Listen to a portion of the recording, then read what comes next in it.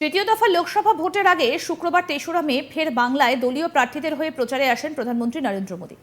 এদিন বর্ধমানের সভায় বর্ধমান দুর্গাপুর কেন্দ্রের বিজেপি প্রার্থী দিলীপ ঘোষ ও বর্ধমান পূর্বের প্রার্থী অসীম সরকারের সমর্থনে সভায় মোদীজি বলেন, আমাদের দিলীপজি এত পরিশ্রম করছেন, বর্ধমানে তো আরও উন্নতি হবে। আমি চাই ধানের ক্ষেত্রে বর্ধমানের আবার জয় জয়কার হোক।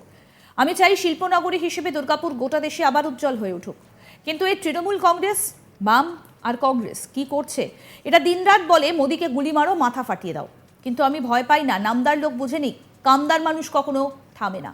গরিব মানুষ ভয় বাঁচে না, আর আমি তো গরিবিতেই বড় হয়েছি, তাই আমারও ভয় নেই। আমিও ঠিক করেছি, আমায় যত গালি দেবে তত দেশবাসীর সেবা বাড়িয়ে দেব। বাম, কংগ্রেস ও তৃণমূল কোনো রাজ্যের কি অবস্থা করতে পারে তা আপনারা ভাবতে পারবেন না। পাশের রাজ্য ত্রিপুরাকে বামেরা শেষ করে দিয়েছিল, বামেরা বিদায় হলো, ত্রিপুরা উন্নতি শুরু হয়ে গেল। এদের একটাই কাজ, ভোটের জন্য সমাজকে ভাগ করো। আমি কাল টিভিতে দেখলাম, বাংলায় তৃণমূলের এক বিধায়ক খোলাখুলি ধমক দিচ্ছে, হিন্দুদের ভাগীরথীতে ভাসিয়ে দেবে। এটা কি ধরনের কথা, কি ধরনের সংস্কৃতি? বাংলায় হিন্দুদের সঙ্গে কি হচ্ছে এসব?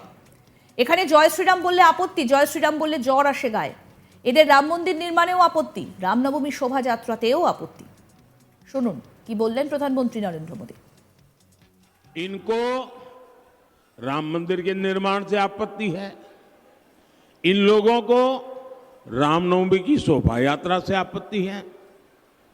मैं आज पूछना चाहता हूं टीएमसी सरकार से, यहां संदेश खाली में हमारी बहनों के साथ, हमारी दलित बहनों के साथ इतना बड़ा अपराध हुआ, पूरा देश कार्रवाई की मांग करता रहा, टीएमसी उसके गुनहगार को बचाती रही। क्या सिर्फ इसलिए क्योंकि उस गुनहगार का नाम शाहजहां शेख था? भाइयों बहनों, कल जब मैं एयरपोर्ट पर उतरा तो एयरपोर्ट पे अपने कुछ कार्यकर्ता मुझे आए थे, मिलना हुआ, उनसे बातें हो रही, तो उन्होंने मुझे एक गाना सुनाया, एक गीत दिया। संदेश खाली की बेटियों ने, वो कोई संगीतकार लोग नहीं है, वो कवि लोग नहीं है, वहां पर मजदूरी करने वाली बहनें, ऐसी बहनें टेबल थपथपाकर कर संदेश खाली की मुसीबतों का एक गीत वो गा रही थी।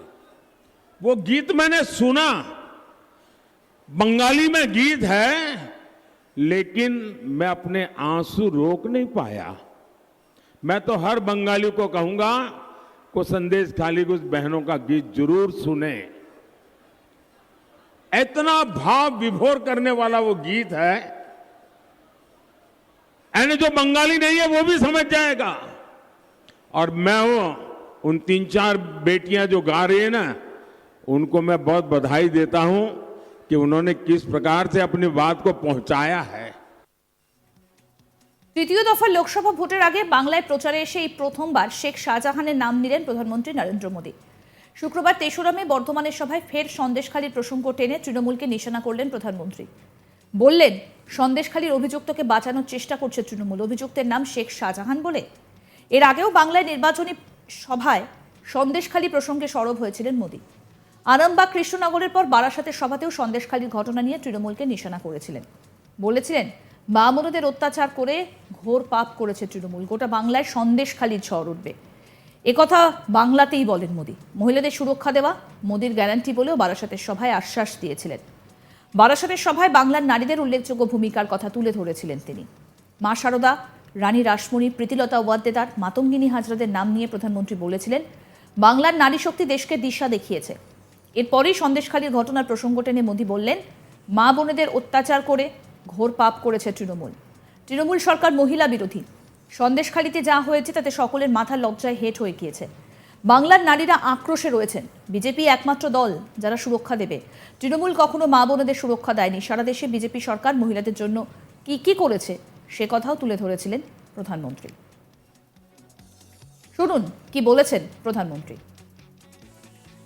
हमारे संविधान की मूल भावना है कि भारत में धर्म के आधार पर आरक्षण नहीं दिया जाएगा।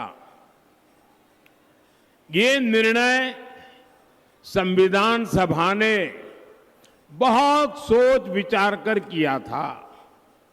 बाबा साहब आंबेडकर ने भी जीवन भर धर्म के आधार पर आरक्षण के खिलाफ बहुत कुछ कहा है, लेकिन कांग्रेस देश में धर्म के आधार पर आरक्षण देने की साजिश कर रही है। ये एससी, एसटी, ओबीसी के हक का आरक्षण उनसे छीन करके अपने खास वोट बैंक, जिहादी वोट जहां से मिलने वाला है, उनको देने के लिए संविधान बदलना चाहते हैं।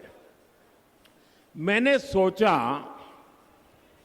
कांग्रेस इतना पागलपन क्यों है उसके विषय में। तो मैंने कुछ लोगों को पूछा, मैंने कहा भाई क्या ये क्यों ऐसा कर रहे हैं। बोले उनका सीधा सीधा हिसाब है कि वो अब दलितों को, आदिवासियों को और ओबीसी उनको जबरदस्त सजा करना चाहते हैं। मैंने कहा दलित, आदिवासी और ओबीसी को सजा क्यों?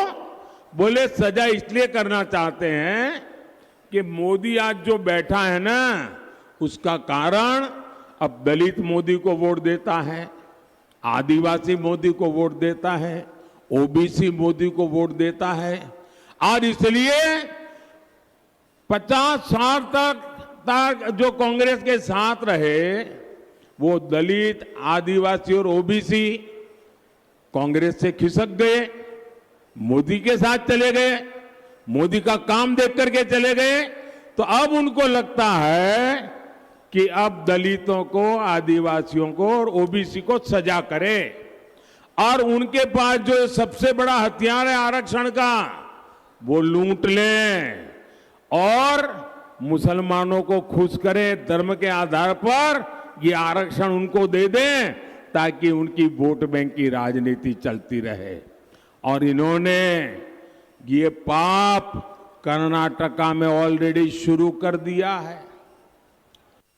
मोदी मोदी मोदी मोदी जी स्वागतम स्वागतम स्वागतम मोदी जी स्वागतम। দেখতে থাকুন আজ তাক বাংলার ইউটিউব চ্যানেল, সাবস্ক্রাইব করুন।